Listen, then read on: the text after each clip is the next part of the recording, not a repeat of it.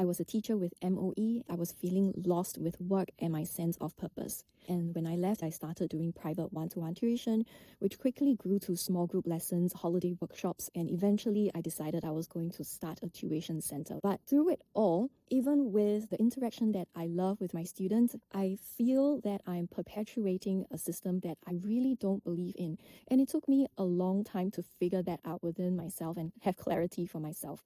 Fundamentally, I believe that education should empower the individual. Instead, what we're doing is breaking them down, putting a lot of pressure on them to perform academically, to clinch that every mark, and destroy their authenticity in the process. And you might think that I'm exaggerating, but I really am not. How many of us grow up to not really have a sense of direction and purpose? We feel lost, but we also at the same time feel trapped in the system. And I felt that the system was letting our younger generation down. What we're really doing is preparing ourselves to get that degree, to enter a tertiary institution so that we can get a job in a corporation that is going to give us a salary that we depend on, that we have to go back month after month, whether we like it or not. And we start this whole entire cycle and process of accumulating wealth, building wealth, climbing up the corporate ladder. And we end up feeling really out of touch with ourselves. And we think that having more, buying more, having more financial security is going to make us feel better. I think what's really missing here is the connection that we need to have with each other,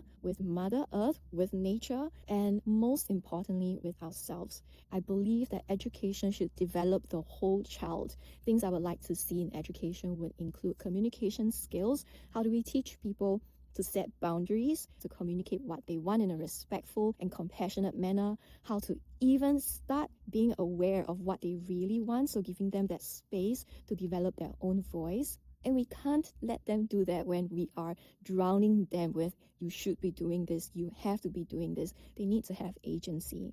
I would like to see the younger generation have more body and emotional intelligence, because our emotions are very often communicated to us through body sensations.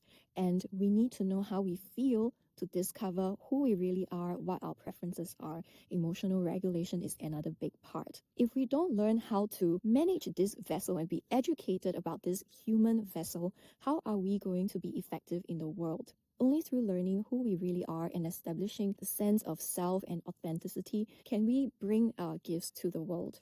So back to why I'm here in New Zealand. I'm here to learn permaculture because that is what I'm drawn to, and I'm honoring the desire that's in my heart, even though I have background voices that are telling me this is not practical, you will never earn money, you can never have a farm in Singapore, etc.